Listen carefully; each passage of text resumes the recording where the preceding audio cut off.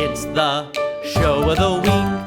Hello. Welcome back to Show of the Week, the weekly segment where we talk musical theater and where I wear flannel. It is almost 4th of July week, and I live in America, and in honor of America and American independence, I wanted to talk about Lin-Manuel Miranda's great American musical, In the Heights. Get it? It's a joke. You thought I was gonna say Hamilton. Oh, I said Hamilton. In the Heights is Lin-Manuel Miranda's first musical. First big musical? First musical. I think it's the first musical he ever wrote. And man, he spent a long time working on this. But after the Hamilmania that has hit it all, going back and listening to In the Heights is a treat. It is amazing how beautiful this show is. And I mean it when I say this is an American musical. That's almost a little redundant because I think the art form of the musical is very American to begin with. Sorry, you people across the sea, ocean, we get this one. It doesn't mean you can't have some of it too, but you know, America. Where was I? Oh, this is an American musical because it feels like a Rodgers and Hammerstein complicated plot-driven musical taken to a contemporary age. And in our ever-growing diverse land of reviews and jukebox musicals, that is always a wonderfully refreshing thing. I mean, just listen to the opening number of this musical again. How many characters are introduced with their relationships, and all of the different plot points all come at you all at once. Everything you need to know about this musical in the very first song comes at you, but it never feels like it is never overwhelming. It never feels like someone is spoon feeding it to you. It's just, it's good. And have I ever talked about Aristotle's unities before? They're an old Greek idea specifically about playwriting and story writing, that you should stick to 3 basic unities when you're writing a story. There's the unity of action, that your story should be about one thing happening, the unity of time, that it should take place over about 24 hours, and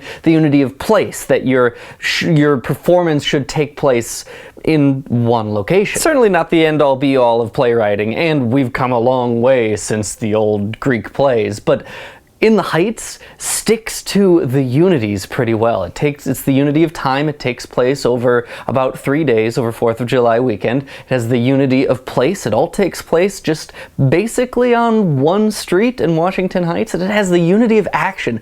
Everything, all of the different diverse plot points and the whole dang thing, all are interwoven and intertwined and apply to each other. There is nothing extra in this musical. And you also get through the second act slump. This is the last thing I'll talk about. You also get through the second act slump. In a lot of musicals, you hit act 2 and you've, resolved the conflict that got you into intermission, but haven't quite reached the end of the show yet, and so you have to fill for time a little bit, and you get some of the lesser fleshed out songs like in the middle of act 2, and it's when you start yawning a little bit.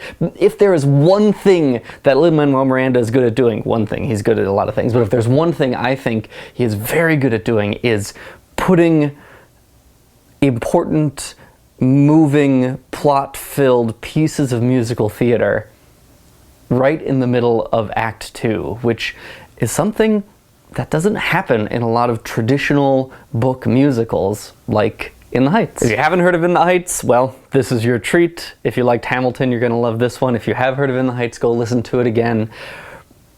It's just it's a very uplifting and reassuring and just kind of life-affirming musical in its morals that life is difficult and complicated and we keep moving forward anyway. Okay. In the Heights, go listen to it, and I'll see you next week. Bye!